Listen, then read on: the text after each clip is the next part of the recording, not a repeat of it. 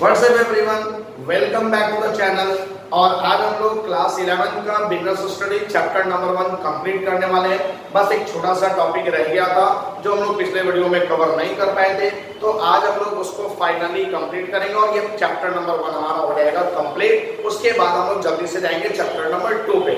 कौन सा टॉपिक रह गया था?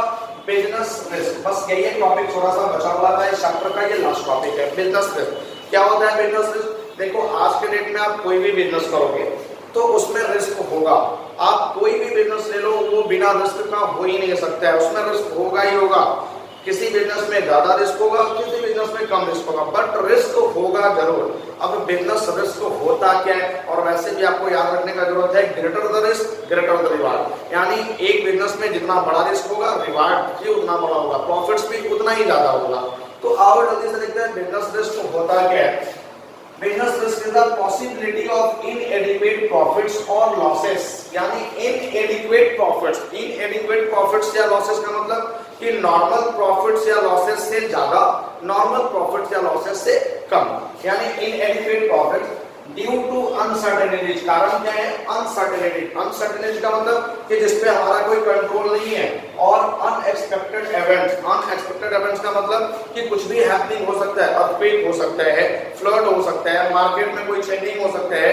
जनरली इन सारे चीजों को हम एलिमिनेट नहीं कर सकते, इन सारे चीजों को बस मिनिमाइज किया जा सकता है। फॉर एग्जांपल कि मार्केट में जो चेंजिंग हुआ, फैशन में चेंजिंग हुआ, तो फैशन पे आपका चेंजिंग हुआ, उसमें कोई कंट्रोल नहीं है आपका। बट अगर आप फैशन के रिगार्डिंग कोई नॉलेज रखे हो तो आप उसको मिनिमाइज कर सकते हो, कंप्लीटली एलिमिनेट नहीं कर सकते हो। क्योंकि अगर कंप्लीटली एलिमिनेट की जा सकती इन सारे अनसर्टेनिटीज को या अनएक्सपेक्टेड इवेंट्स को, तो बड़े बड़े कंपनी का सेल डाउन क्यों होता? बड़े बड़े कंपनी इतना डाउनफॉल में क्यों जाती? वो तो मिनिमाइज करके एलिमिनेट कर सकती थी, बट सारी कंपनियां डाउनफॉल में जाती हैं, उनका सेल्स डिक्रीज करता है। किसके कारण? अनसर्टेनिटीज के कारण, अनएक्सपेक्टेड इवेंट्स के कारण। तो रिस्क जिसको मिनिमाइज किया जा सकता है, कंप्लीटली एलिमिनेट नहीं किया जा सकता है। अब उसके बाद नेक्स्ट हमारा टॉपिक है बिजनेस रिस्क। तो बिजनेस रिस्क को कितने पार्ट्स में बांटा गया? मेनली 2 पार्ट्स में बांटा गया। पहला स्पेकुलेटिव और सेकंड प्योर। यानी बिजनेस रिस्क को 2 पार्ट्स में बांट दिया गया, एक speculative risk and second pure risk. Speculative loss क्या होते हैं? ये वे लॉसेस होते हैं जो मार्केट कंडीशन में चेंजिंग के कारण अराइज होते हैं। मार्केट कंडीशन में चेंजिंग का मतलब कि फैशन में चेंजिंग, डिमांड में चेंजिंग, टेक्नोलॉजी में चेंजिंग, इन सारे चेंजिंग के कारण जो लॉस अराइज होता है, that is called the speculative loss. अब सेकंड पॉइंट क्या बोला? पॉसिबिलिटी ऑफ बोथ गेन और लॉस। यहाँ पे जब चेंजिंग होता है मार्केट कंडीशन, और मार्केट कंडीशन में चेंजिंग के कारण कोई भी रिस्क आता है, तो वो रिस्क का पॉसिबिलिटी जो होता है वो गेन का भी होता है, लॉस का भी होता है। यानी वो प्रॉफिट भी दे सकता है, लॉस भी दे सकता है। अब फॉर एग्जांपल कि जैसे टेक्नोलॉजी में कोई चेंज आया या वैसा कोई ट्रेंड आया जिसका आपके पास कंप्लीट नॉलेज है, जिसमें आप एक्सपर्ट हैं, तो आप तो उस पे काम करके प्रॉफिट्स कमा लोगे। बट ऐसा कोई ट्रेंड आया जिसमें आपको काम ही करना नहीं आता है, तो उसमें तो आपका लॉस हो जाएगा। तो यहाँ पे स्पेकुलेटिव रिस्क के कारण गेन और लॉस दोनों का पॉसिबिलिटी हो सकता है। यानी कि हमारा प्रॉफिट्स भी हो सकता है, हमारा लॉस भी हो सकता है। नेक्स्ट है प्योर लॉस। प्योर लॉस किसके कारण arises due to fire, theft और स्ट्राइक। ये 3 कारणों से जो जो रिस्क अराइज होगा, that is called the pure loss. कौन कौन सा कारण? फायर, गुड्स जल गई, आग लगी, उसके कारण जो रिस्क आया वो प्योर रिस्क।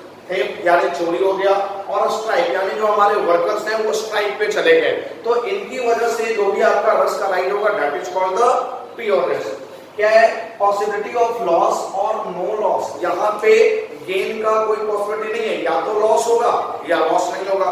फॉर एग्जांपल कि अगर गुड्स आग लग के जल गए तो वो हमारा हेवी लॉस हुआ, बट सोचो कि अगर गुड्स में आग नहीं लगता तो हमारा फायदा क्या हो जाता?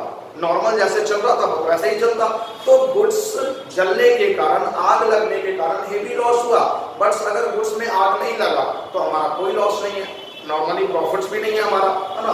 तो यहाँ पे कोई लॉस या फिर नो लॉस, आइदर लॉस और नो लॉस का पॉसिबिलिटी होता है, या तो लॉस होंगी या फिर लॉस नहीं होंगी। तो that is called the pure loss. अब उसके बाद नेक्स्ट टॉपिक हमारा क्या है? Business risk. अब नेचर ऑफ रिस्क। अब नेचर ऑफ रिस्क क्या होता है उसको समझो। सबसे पहले नेचर ऑफ रिस्क का मतलब कि एक बिजनेस में रिस्क कैसे कैसे आता है, रिस्क होता कैसे है। कैसे रिस्क अराइज होता है।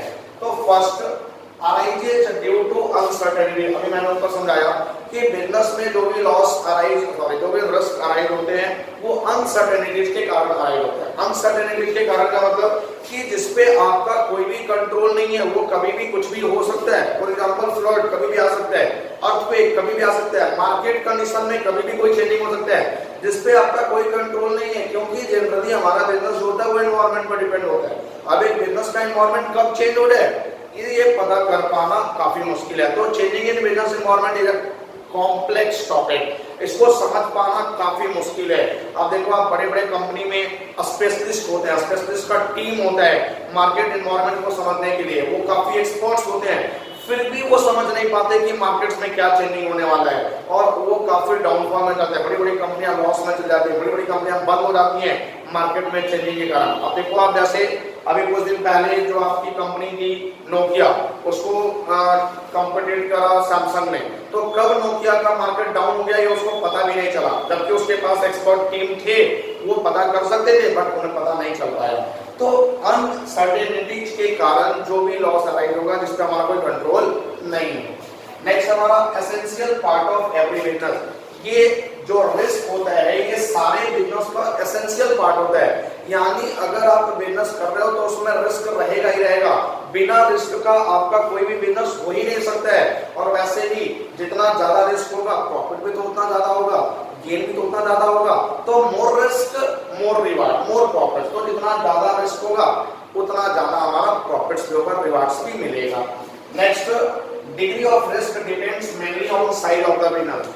अब एक बिजनेस में जो रिस्क है वो बिजनेस के साइज पे डिपेंड करता है। अब आप सोचो कि आप जितना लार्ज स्केल का बिजनेस करोगे रिस्क भी उतना बड़ा होगा, आप मीडियम स्केल का बिजनेस करोगे तो रिस्क भी मीडियम लेवल का होगा, आप अगर स्मॉल स्केल पे बिजनेस करोगे तो रिस्क भी काफी छोटा होगा। तो जनरली जो हमारा रिस्क होता है वो बिजनेस के साइज पे डिपेंड करता है। Next, profit is the reward of risk taking. Risk taking लेने का फायदा, रिस्क लेने का फायदा क्या है कि आपको प्रॉफिट्स मिलेगा, आपको रिवार्ड्स मिलेगा। जितना ज्यादा रिस्क लोगे उतना ज्यादा प्रॉफिट्स का पॉसिबिलिटी, उतना ज्यादा रिवार्ड्स आपको मिलेगा। तो ये थी गाइस नेचर ऑफ रिस्क, यानी रिस्क क्या है जनरली उसके बारे में पढ़ा था। अब एक लास्ट टॉपिक हमारा है काउजेज ऑफ रिस्क, काफी इंपॉर्टेंट टॉपिक है, आप इसको नोट डाउन करके चलोगे। काउजेज ऑफ रिस्क का मतलब कि रिस्क किस किस कारण से अराइज होता है, कौन कौन से कारण है इसके कारण रिस्क अराइज होता है। सबसे पहला नेचुरल रिस्क, नेचुरल रिस्क जिसपे हमारा कोई कंट्रोल नहीं है, वो कभी भी कुछ भी हो सकता है। Example flood, earthquake, market changing, ये कभी भी हो सकता है, इस पे हमारा कोई भी कंट्रोल नहीं है। Arises because of natural calamities, यानी जो नेचुरल कैलेमिटीज के कारण अराइज होता है जिसपे हमारा कोई भी कंट्रोल नहीं है, that is called the natural causes. Next हमारा इकोनॉमिक कॉजेज। अब इकोनॉमिक के कारण, यानी इकोनॉमिक का मतलब पैसा, मार्केट में चेंजिंग के कारण हमारा जो इकोनॉमिक है वो इफेक्ट होता है, उसके कारण भी कुछ रिस्क अराइज होते हैं। For example increases in competition, हमारा कोई कॉम्पिटिटर आ गया, हमारा कंपटीशन बढ़ गया, वहां पे हमारा रिस्क आएगा ही आएगा।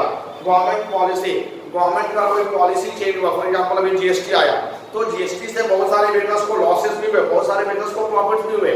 तो बहुत सारे गवर्नमेंट पॉलिसीज है जिसके कारण हमारा रिस्क अराइज होता है। उस रिस्क में किसी के लिए वो प्रॉफिट लेकर के आता है, किसी के लिए वो लॉस लेकर के आता है। नेक्स्ट टेक्नोलॉजी, अगर टेक्नोलॉजी में किसी भी तरह का कोई चेंजिंग होगा, फैशन में कोई चेंजिंग होगा, तो इसके कारण इकोनॉमिक अराइज इसके कारण जो रिस्क अराइज होते हैं वो हम लोग बोलते हैं इकोनॉमिक कॉजेज। नेक्स्ट है हमारा ह्यूमन। ह्यूमन का मतलब कि कुछ स्टाफ, कुछ एम्प्लॉय की वजह से जो बिजनेस में रिस्क अराइज होता है। फॉर एग्जांपल स्ट्राइक, ह्यूमन का स्ट्राइक चल रहा है, हमारे बिजनेस में एम्प्लॉय का स्ट्राइक चल रहा है, उसके कारण में रिस्क आएगा। पावर फेलियर, कोई पावर फेलियर हो गया हमारा, उसके कारण में रिस्क आएगा। केयरलेसनेस ऑफ एम्प्लॉय, एम्प्लॉय के केयरलेसनेस की वजह से, फॉर एग्जांपल कि कोई भी एम्प्लॉय जो है वो स्विच ऑफ करना भूल गया, जिसके कारण से शॉर्ट सर्किट हो गया, आग लग गया, तो केयरलेसनेस ऑफ एम्प्लॉय की वजह से भी हमारा जो रिस्क अराइज होता है that is called the human causes. And last other causes, जो भी रिस्क इन तीनों में नहीं आ पाया उसके लिए एक हेड बनाया गया अदर कॉजेज। अदर कॉजेज में क्या आएगा, जैसे एक्सचेंज रेट में अगर किसी भी तरह का कोई चेंजिंग होगा तो उससे हमारा रिस्क अराइज होगा। पॉलिटिकल डिस्टर्बेंस, बहुत सारे पॉलिटिकल डिस्टर्बेंस होते हैं, उनके कारण भी कहीं ना कहीं हमारे बिजनेस में रिस्क अराइज होता है, तो ये सारे अदर कॉजेज में आ जाते हैं। तो ये आपके थे causes of risk. I hope कि आपको अच्छे से समझ में आए होंगे। तो आज हमारा बिजनेस रिस्क था, इसके अंडर में आपका बिजनेस रिस्क होता क्या है, बिजनेस रिस्क के कितने टाइप्स होते हैं, nature of risk and coverage of risk, ये 4 टॉपिक्स हमने कवर किया। आई होप आपको अच्छे से क्लियर है। अगर आपका कोई भी पॉइंट का डाउट रहता है कमेंट सेक्शन में मैसेज करके पूछ सकते हैं या मेरे पर्सनल व्हाट्सएप ग्रुप पे मैसेज करके भी पूछ सकते हैं, वहां से आपका डाउट क्लियर कर दिया जाएगा। आप इसका नोट्स बनाइए और एनसीईआरटी को रीड करना बिल्कुल भी मत भूलिए। आपने जितने भी क्लासेस इस क्लास के वीडियो देखे होंगे या जितने भी टॉपिक आप इस वीडियो में देखे होंगे, सारे टॉपिक्स आपको एनसीईआरटी में मिल जाएंगे। आप एनसीईआरटी का लैंग्वेज अच्छे से पढ़ो, वहां से आपका सारा डाउट क्लियर हो जाएगा। तो आप नोट्स बनाते रहिए और जुड़े रहिए हमसे। नेक्स्ट चैप्टर के लिए बहुत जल्द हम लेकर के आएंगे बिजनेस स्टडी का चैप्टर नंबर 2। आप तब तक वीडियो को देखते रहिए और वीडियो को लाइक और शेयर करना बिल्कुल भी मत भूलिए। Thank you.